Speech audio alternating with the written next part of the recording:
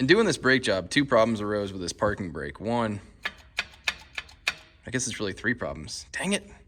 This parking brake shoe isn't sitting all the way back up against the dust shield to the rear. I got a clicking sound from one of the spring retainers that's back here. And the third problem, at least third problem, is that the rotor won't fit even though these shoes are completely compressed.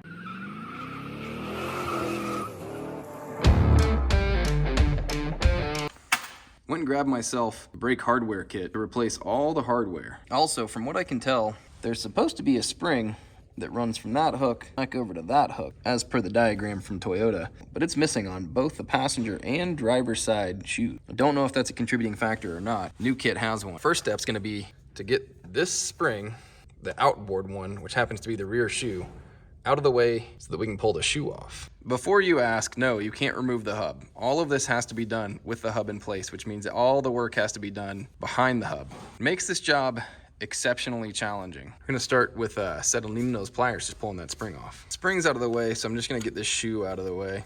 Make sure you keep track of which spring is which so you can compare it to your new kit. This guy's got kind of a different shape. And since there's a variety of springs in the kit, we're just gonna set this one to the rear and the front one to the front. That's the offending spring clip and pin that we heard rubbing earlier. As you can see, it's kind of touching the back of this hub. I'm gonna compress this thing real quick now that I have enough room with a big old brake tool. This one right here is the one that I seem to find the best success with, so that's the one I'm gonna use. Just gonna compress that guy and slide the shoe out of the way.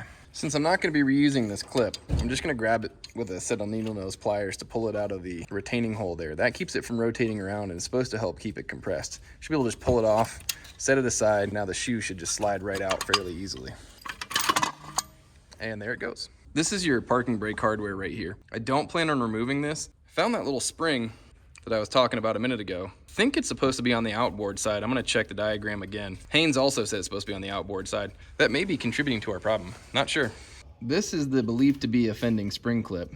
You can see that the pin is shaped around the parking brake mechanism. It is supposed to be that way. Not really sure why it seems so long, but it should be fairly easy to just pop off now since there's no pressure on it. So we can just push that in, twist it, get it lined up on the holes and just pull it apart. The same thing here for reassembly purposes. We're gonna keep all the rear hardware together and all the front hardware together. I went ahead and removed that lower spring, just a pair of needle nose pliers, pulled that out of the way. Now we can start working on taking the front shoe apart. This little support piece right here sits in between the top of the 2 shoes. The spring goes towards the front and it comes out from right here. Pulled it out of the way so it wouldn't fall in behind the shoes. You'll see it, and you'll see it on reassembly too. Continuing my practice, anything that comes out of a spot goes back in the same spot on the floor so I can reference it. This little spring pin is the same as the rear spring pin, so I did the same thing. I used the needle nose pliers to pull the tab out of this like securing hole here to get this out of the way. Now I should be able to just slide the shoe off. That spring up top is so tight that I'm just not able to stretch it right now. I'm gonna see if this helps give me a little bit of space. With that spring clip out of the way and out of its little hanger, I've got a little bit more room with this top spring. We'll see if that'll let me slide it right off. And then we'll just reverse the whole process and put it all back together. Easy peasy. Once that spring clip was out of the way, top spring came right off, front shoe came right off, and boom, there we are. Pretty much all the parts. I just have to remove the spring clip and pin, and then we'll start by, like I said, reversing the process. And there are all the parts laid out basically where they go back inside the drum. I have replacement parts for all of these, so since I've got them all, I'm just gonna replace them all.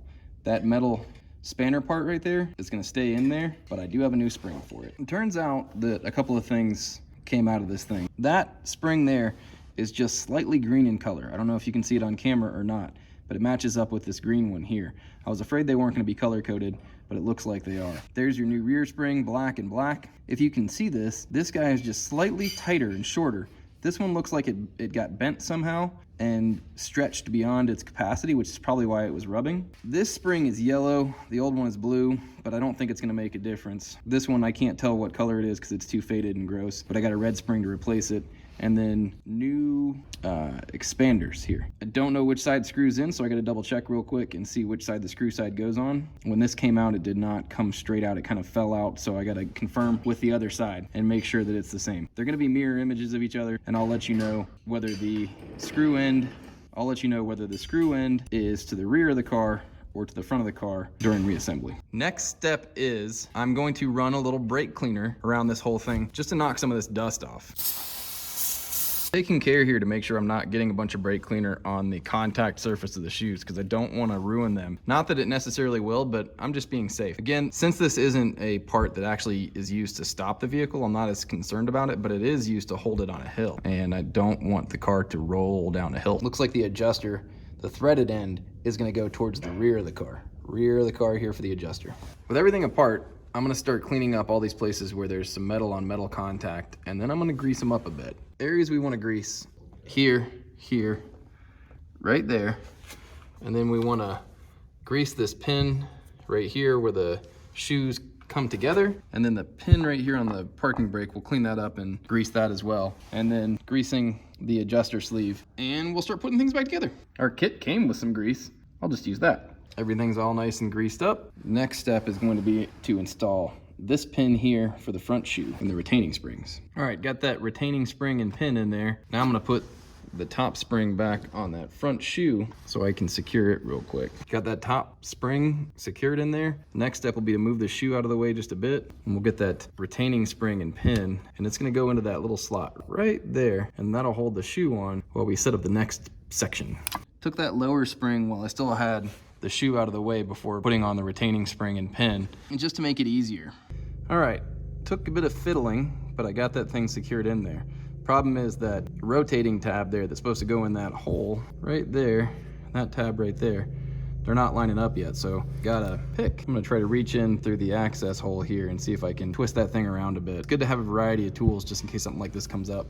And after just the tiniest little bit of fiddling, wasn't bad at all, hooked that pick around that, pulled it out, swung it into place, and just used my finger to set it in its spot. Next, we're just gonna confirm this red spring is behind the parking brake spring, which it is, and that'll go onto the rear shoe, and we'll set the rear shoe into place. Got that spring hooked in. Make sure that your parking brake orientation is like this, so the hinge pin should be to the top of your rear shoe. Got our adjuster screw greased up and ready to go in. I'm not gonna set it in yet because I wanna get the shoe set sort of into position at least a little bit and have everything ready to go before I try to put that thing in there. The grease is gonna help hold in the end that isn't threaded, so you definitely wanna do that. I went ahead and greased the threaded end also. Threads to the rear. Got my spring clip set in there. This one's easier because the hook shape on the pin actually holds everything together a little bit better. Next, we're gonna get this thing set up, and this goes across the top. This is gonna be your orientation as it sits in the car, with this little tiny shoulder sticking away from the car, and this to the rear, spring to the front. I've set that bar in just for visualization purposes. You can see it sitting in there. There's a tiny little notch in your shoe that looks a lot like this one on the front. That's where the spring goes against, and on the back, this is where that little bar is gonna sit. Got my adjuster set in there, and it's just kind of held in a little bit with that red spring, but not nearly enough. Holding the shoe up with my hand, this is where the finesse is going to come in, and it's not going to necessarily be easy. You're going to need to feel like you have 15 hands. With the top spring attached to the rear shoe, I've got the pin I've got to set in. Let's see if I can see it anywhere. Right there. It's going to go into that groove up there. So that's the fiddly part I'm going to deal with. You got a couple of choices with which fiddly part you're going to suffer through and which one you're not. This is the choice that I've made. I don't know if it's a choice you want to make. Only you can decide. I took the star adjuster out for now, and I'll put it back in at the end. I think that's going to be the easiest way to go. What we decided to do was take some baling wire, compress the spring, using a set of vice grips, clamp down the spring. We'll slide in some baling wire, and then just twist the baling wire together. And this will compress the spring. This is what you'll have in the end. And that way everything can just slide together nice and easy. Now we're just gonna trim the baling wire out of the way, and it should just kind of release. Left enough room to kind of use the baling wire as handles. Baling wire's out of the way. Spring clip is set in where it needs to be. We gotta install the top spring, the star expander, and the top plate. And that's it. We'll probably end up removing this front spring from the front shoe here real quick to install that plate on the top, and then put everything back together from there.